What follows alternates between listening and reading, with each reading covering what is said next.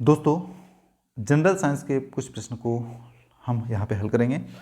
यहाँ पे आपको 20 प्रश्न मिलेंगे और उन प्रश्नों का एनालिसिस भी साथ में करेंगे। दरअसल यह प्रश्न वन रक्षक 2017 के पेपर का है और उसका एनालिसिस हमको करना है। यहाँ पे आप बने रहिएगा, हम एनालिसिस करके आपको बता रहे हैं। जैसे सवाल कह रहा है कि पार्सेक मात्रक है, तो ये हमको पता लगाना है कि पार्सेक किसका मात्रक है। चूंकि यहाँ पे उत्तर तो दिया हुआ है ऑलरेडी, ये आंसर शीट है और 2017 का आंसर शीट है। आपको ये पता लगाना है कि पार्सेक का मात्रक क्या है। तो जब आकाशीय पिंडों को की दूरी को नापते हैं तो उसको पार्सेक, उसकी इकाई को पार्सेक कहा जाता है। दो आकाशीय पिंडों के बीच की दूरी पार्सेक से नापा जाता है। चलिए आगे का सवाल है, पृथ्वी से वायुमंडल संबद्ध है।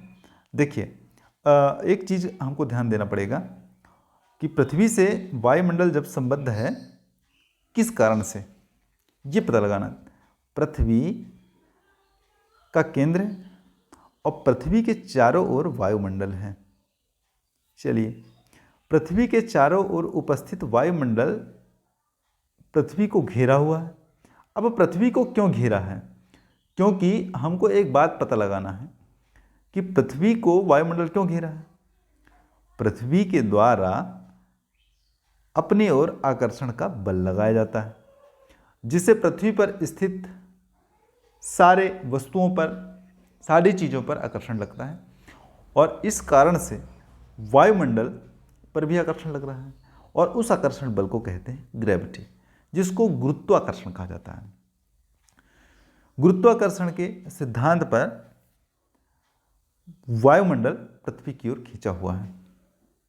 अब आप जानते होंगे किसी वस्तु को अगर धरती से पलायन करना है तो 11.2 किलोमीटर प्रति सेकंड की स्पीड से यहाँ से भेजना होगा, तब वह पृथ्वी पर वापस नहीं लौटेगी। अगर पृथ्वी पर गुरुत्वाकर्षण नहीं होता तो वस्तुएं तितर बितर रहती। चलिए आगे का, प्रेरण में आवेशों का स्थानांतरण होता है। हमको इससे ध्यान देना है कि प्रेरण में आवेशों का स्थानांतरण किस तरह से होता है, यह चीज़ थोड़ा सा समझना है और आगे बढ़ना है। कि जैसे यदि हम इससे आवेश को इस प्लेट से इस प्लेट में भेजना है तो इससे आवेश जाएगा बिना संपर्क के। तो जब बिना संपर्क के एक प्लेट से दूसरे प्लेट में जाएगा तो वो क्या कहलाएगा? प्रेरण कहलाएगा। क्या कहलाएगा? प्रेरण कहलाएगा। अब उस प्रेरण का मतलब क्या होता है? क्योंकि वो दूर है एक दूसरे से, तो आवेशों का स्थानांतरण दूरी से होता है, तब वो प्रेरण कहलाएगा। यदि पास से होगा या कि संपर्क से होगा, एक दूसरे वाला प्लेट एक दूसरे से जुड़े रहेंगे, तब वह दूरी से नहीं कहलाएगा, वह प्रेरण नहीं कहलाएगा। आगे का सवाल, बॉल बीयरिंग प्रयोग किए जाते हैं। यदि हमारे पास कोई साइकिल है और उसका पहिया है, साइकिल में बीच में हब लगे होते हैं। आप देखेंगे हब में छर्रे लगे होते हैं और छर्रों में तेल डाल दिया जाता है क्योंकि छर्रों का घर्षण कम हो जाए और हम तेजी से साइकिल को भगा सकें, हमें ताकत कम लगे।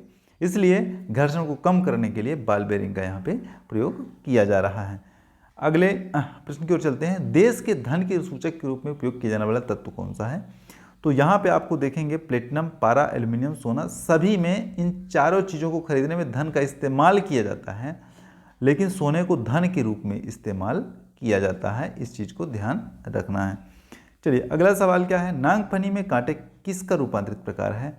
आप देखेंगे कि जहाँ पे रेगिस्तानी इलाका होता है उन स्थानों पर पौधों की जो पत्तियाँ हैं वो कांटों में बदल जाती हैं।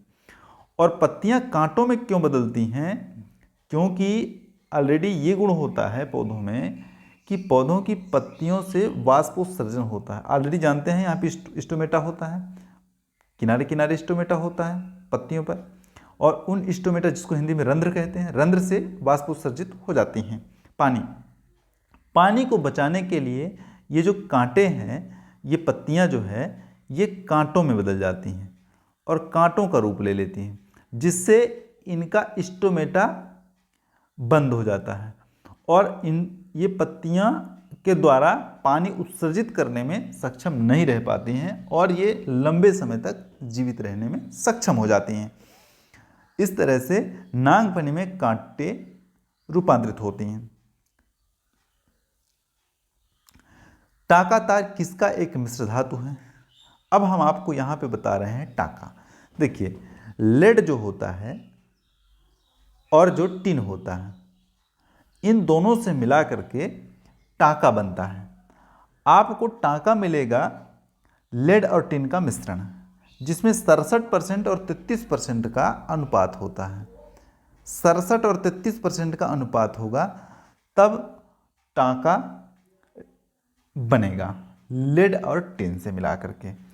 हालांकि इसको सोल्डर भी कहा जाता है इंग्लिश में।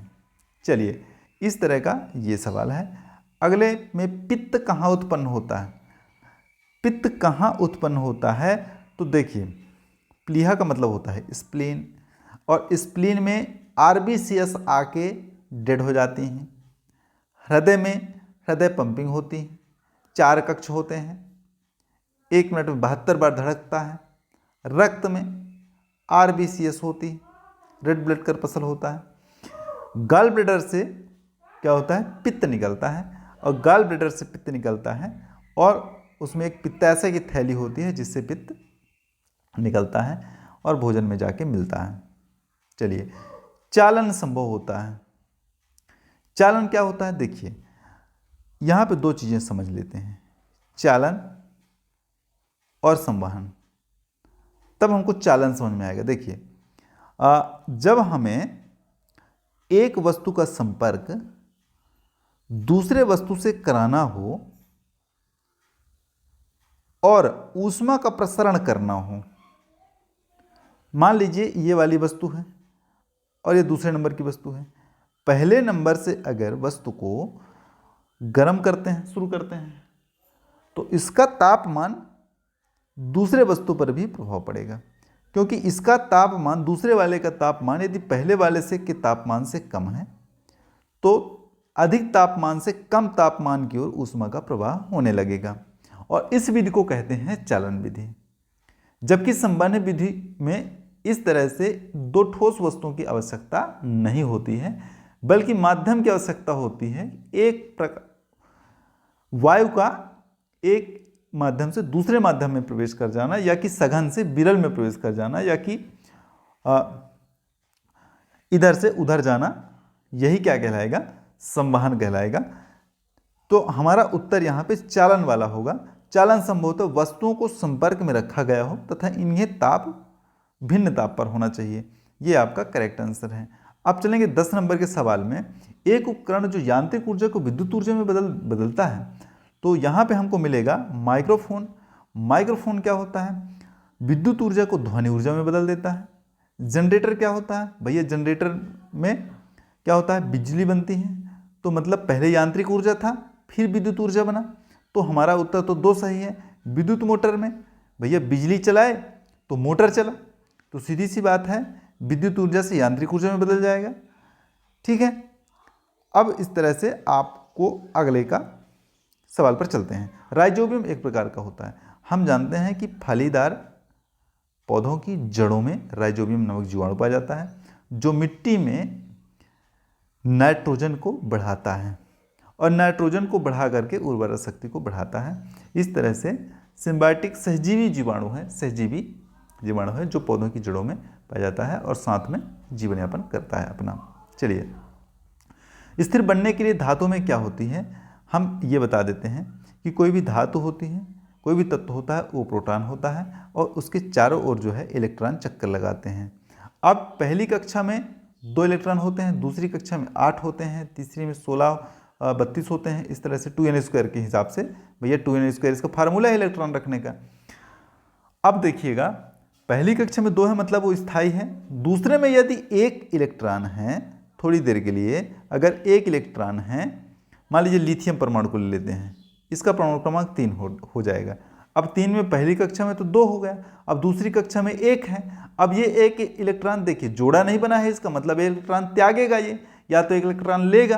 तो इलेक्ट्रॉन को स्थायी बनाने के लिए, तत्व को स्थायी बनाने के लिए इलेक्ट्रॉन त्यागेगा, तो इलेक्ट्रॉन त्यागेगा तो एक इलेक्ट्रॉन का नुकसान हो जाएगा इसको, तो इलेक्ट्रॉनों का नुकसान होना कहेंगे इसको। चलिए अगला सवाल क्या है, धातु यम के ऑक्साइड का सूत्र Mn होती है, तो उसके नाइट्राइट का सूत्र क्या होगा, ये Mn हो जाएगा। सीधी सी बात है, लिखा भी हुआ है, आपको उसमें कुछ नहीं करना है, नाइट्राइट हो जाएगा। चलिए अगला क्या है, जब लोह कील तांबा सल्फेट विलयन के साथ क्रिया करता है तो प्रक्रिया को क्या कहा जाता है। देखिए अब हमको एक बनाना पड़ेगा जार, इसमें हम कॉपर सल्फेट का विलयन डाल दिए, घोल डाल दिए। चलिए इसकी मात्रा डाल दिए। अब कॉपर सल्फेट के विलयन में हम एक क्या डाल दिए, लोहे का कील डाल दिए। अब लोहे की कील को छड़ से बांध दिए। चलिए छड़ से बांधने के बाद हम उसको लटका दिए। हमको क्या मिलता है, ये मिलता है कि कुछ देर के बाद, कुछ घंटों के बाद इस कील का रंग जब निकालते हैं तो बदल जाता है। कील का रंग बदल गया मतलब प्रतिस्थापित हो गया कील में जो सामान था, कील में जो पदार्थ था उस पदार्थ का प्रतिस्थापन होकर इसमें अवक्षेप हो गया, या कि सॉल्यूशन हो गया, विलयन हो गया। तो जब अवक्षेप हो गया इसमें तो क्या हो जाएगा, प्रतिस्थापित हो जाएगा, यानी कील से में जो पदार्थ था वो पदार्थ कॉपर सल्फेट के विलयन में चला गया। ठीक है, और क्या बन गया, FeSO4 बन गया। चलिए इस तरह से इसका काम हो गया। अगला सवाल देखिएगा, निषेचित अंडे को जाइगोट कहते हैं, तो सीधी सी बात है। देखिए अंडे में जब स्पर्म का प्रवेश होगा तो जाइगोट का निर्माण करेगा, सीधी सी बात है। आगे अब क्या है, निम्न में से कौन सी धातु शुद्ध अवस्था में पाई जाती है। देखिए सोना जो होता है ना, गोल्ड जो होता है हमेशा शुद्ध अवस्था में पाई जाती हैं, और कॉपर, आयरन, जस्ता शुद्ध अवस्था में जो धातुएं पाई जाएंगी ना वो धातुएं शुद्ध होंगी, उसमें अशुद्धियां नहीं होंगी, वही शुद्ध होगी। इनमें से कौन सा केवल आभासी प्रतिबिंब ही बनाता है।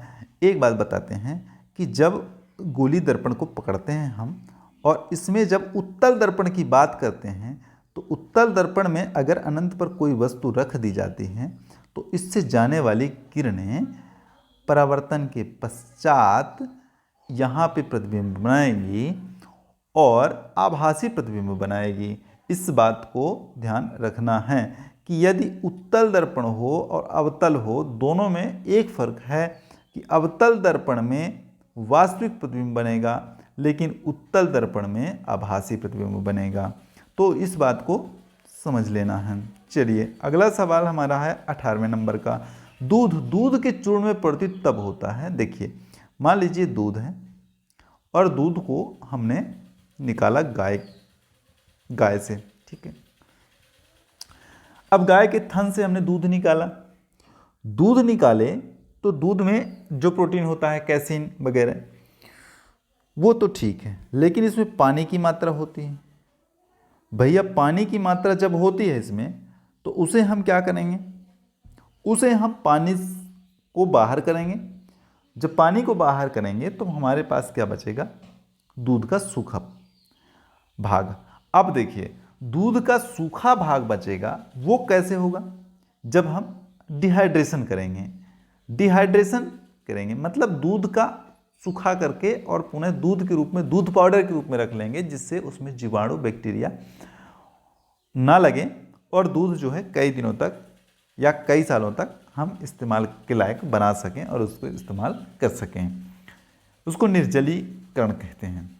क्या कहते हैं, निर्जलीकरण कहते हैं। चलिए अब आगे चलते हैं। वे जीव जिनमें केंद्रक तथा झिल्ली परिबद्ध कोशिकांग अनुपस्थित होते हैं। सबसे पहले तो हम कोशिकाएं देखते हैं, इसमें केंद्रक होता है और एक कोशिका होता है जिसमें केंद्रक नहीं होता है। इसके सारे माइटोकॉन्ड्रिया वगैरह, लाइसोसोम वगैरह, कोशिका भित्ति वगैरह सब इसके अंदर होते हैं। लेकिन जिसमें केंद्रक होता है उसमें राइबोसोम्स भी पाए जाते हैं। राइबोसोम्स कहाँ पाए जाते हैं, इंडोप्लाज्मिक रेटिकुलम में। इंडोप्लाज्मिक रेटिकुलम में राइबोसोम्स के कण चिपके रहते हैं। चलिए डीएनए तो केंद्रक में होता है ऑलरेडी, न्यूक्लियोलस के अंदर जो है क्रोमोसोम्स में होता है। लेकिन हमको ये पता लगाना है कि केंद्रक तथा झिल्ली परिबद्ध कोशिकांग अनुपस्थित होते हैं। तो किसमें अनुपस्थित होते हैं? देखिए, इसके लिए दो चीज़ें हैं। जिनमें केंद्रक होता है वो यू, और जिनमें केंद्रक नहीं होता है वो प्रो। मतलब प्रोकैरियोटिक कोशिकाएं ऐसी कोशिकाएं होती हैं जिनमें केंद्रक नहीं होती हैं और झिल्ली नहीं होती, तथा यूकैरियोटिक कोशिकाएं ऐसी कोशिकाएं होती हैं जिनमें केंद्रक होती हैं तथा केंद्रक की झिल्ली भी होती है। तो इस तरह से प्रोकैरियोटिक कोशिका हमारा सही हो जाएगा उत्तर। अगला सवाल हमारा 20वें नंबर का और अंतिम सवाल। आपके पास दो कीलें हैं, एक तीक्ष्ण सिरे वाला, दूसरी भौथरी सिरे वाली है। यदि आप दोनों पर समान बल लगाते हो तो कील जो पहले घुसेगी, देखिए भैया, जो कील नुकीला होगा वही कील पहले घुसेगा, और जो कील भोथरी होगा वो कील पहले थोड़ी घुसेगा, नुकीले वाला कील पहले घुसेगा। तो आपका जो कील तीक्ष्ण नुकीला हो वही सही आपका उत्तर है। तो आपका नंबर दूसरा सही है। ठीक है, चलो बहुत बहुत धन्यवाद आपको वीडियो देखने के लिए, शुक्रिया।